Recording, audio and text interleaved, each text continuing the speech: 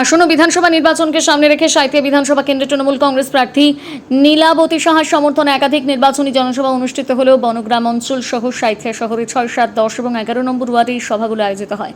সভাগুলিতে দলীয় কর্মী সমর্থকদের উপস্থিতি ছিল চোখে পড়ার মতো। তৃণমূল কংগ্রেসের উন্নয়নমূলক কাজ ও ভবিষ্যৎ পরিকল্পনা তুলে ধরেন বক্তারা। মমতা ব্যানার্জি ভাওতা মারে না, মমতা ব্যানার্জি মিথ্যা কথা বলে না, মমতা ব্যানার্জি যে বাঙালি, বাংলা কোনোদিন মিথ্যা কথা বলতে জানে না, বাংলা হিংসা করে না, বাংলা সবাইকে নিয়ে চলতে জানে। আর তোমরা এই বাঙালিকে ঘৃণা করো, বাংলায় কথা বলি বলে তোমরা বাংলাদেশি বলো। কেন বাংলার প্রতি তোমাদের এত অভিশাপ? কি অন্যায় করেছে বাংলা? কেন বাংলাকে তোমরা ঘৃণা করো? ওই আমরা তো ঘৃণা করি না। এখানে তো অনেক রাজস্থানী মারোয়ারি আছে, আমাদের সঙ্গে বন্ধুত্ব, আমরা তো মিলেমিশে চলতে চাই। আর তোমরা বাঙালিকে ঘৃণা করো। তোমরা 250 জনকে পিটিয়ে মেরে দিলে, রাজস্থানে মারলে, মধ্যপ্রদেশে মারলে, মহারাষ্ট্রে মারলে, ইউপিতে মারলে, উড়িষ্যায় মারলে, কি অপরাধ? তারা তো কাজ করতে গিয়েছে, তারা পরিযায়ী শ্রমিক। আর ভারতবর্ষের লোক যখন আমেরিকা যায়, লন্ডন যায়, তারাও তো পরিযায়ী শ্রমিক। যদি আমাদের লোকরা যদি ওখানে কাজে যায়, পরিযায়ী শ্রমিক হয়, যারা বাইরে যায় তারাও তো পরিযায়ী শ্রমিক। কেন তোমাদের অবিচার? তোমরা কথায় কথায় মিথ্যা কথা বলো, তোমরা কথায় কথায় ভাওতাবাজি বলো, মানুষকে ভুল বোঝাও। একটা তোমাদের সঠিক বিস্তার না কই দেখাও তোমরা তো। কিন্তু বাঙালি, বাংলা, আজ মমতা ব্যানার্জি বাংলার উপকার করেছে, খুব গায়ে লাগে না? তোমরা তো 15টা রাজ্যে আছো, তোমরা তো কোনো উন্নয়ন করতে পারো না। আমি আবার বলছি, রাস্তায় উন্নয়ন দাঁড়িয়ে আছে। চিৎকার করে তোমরা বলো যে আমি ভুল বলছি কিনা। তোমরা দুটো ডাইস করো, একদিকে তৃণমূল আর একদিকে দিল্লির সরকার। তোমরা কি বাংলাকে দিয়েছ 14 সাল থেকে, আর আমরা বাংলার জন্য কি করেছি আমরা দাঁড়িয়ে বলতে পারি। তোমরা 2 লক্ষ কোটি টাকা বাংলার আটকে রেখেছ, তোমরা 100 দিনের কাজের টাকা বন্ধ করে দিয়েছ, তোমরা আবাস যোজনার টাকা বন্ধ করে দিয়েছ, তোমরা জলের টাকা বন্ধ করে দিয়েছ, তোমরা কৃষকের টাকা বন্ধ করে দিয়েছ। লজ্জা লাগে না? তুমি পারবে না বাংলাকে, বাংলা মচকাবে তবু ভাঙবে না। বাংলা নত স্বীকার করতে জানে না। রবীন্দ্রনাথ ঠাকুর বাঙালি বলে হিংসা হয়, নজরুল বাঙালি বলে তোমাদের হিংসা হয়, অমর্ত্য সেন বাঙালি বলে তোমাদের হিংসা হয়। তার জন্য তোমরা অমর্ত্য সেনকে দেখতে পারো না। বিবেকানন্দ বাঙালি, রামকৃষ্ণ ঠাকুর বাঙালি, সারদা দেবী বাঙালি, খুব হিংসা হয় না? আজকে ভারতবর্ষে দেশ স্বাধীন করার জন্য কার ভূমিকা? বাংলার ভূমিকা। নেতাজি সুভাষচন্দ্র বোস সে বাঙালি, বিনয় বাদল দীনেশ সে বাঙালি, ক্ষুদিরাম বসু সে বাঙালি, প্রফুল্ল চাকি সে বাঙালি। আচ্ছা তোমরা একটা কথা বলো তো, তোমরা 15টা রাজ্য আছো,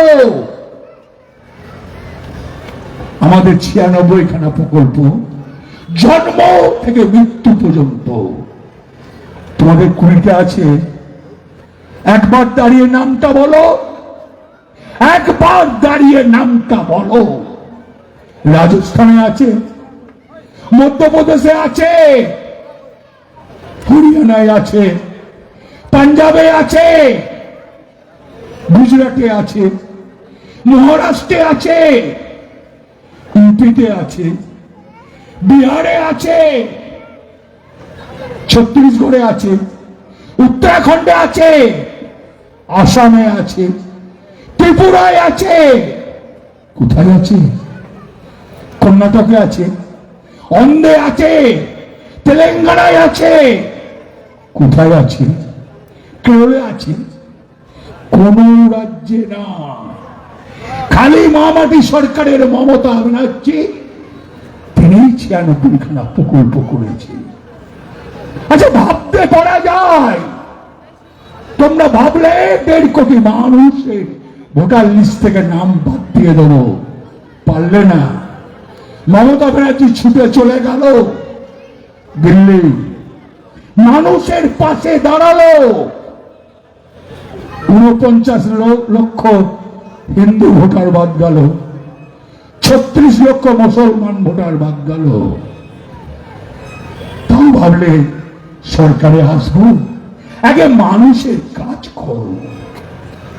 তোমরা কৃষকের কাজ করো নাই, তোমরা ক্ষেত মজুরের কাজ করো নাই, সাধারণ মানুষের কাজ করো নাই, বেকার ছেলে মেয়েদের দিকে তাকাও নাই। একটা দাঁড়িয়ে এখানে কেউ বলতে পারবে?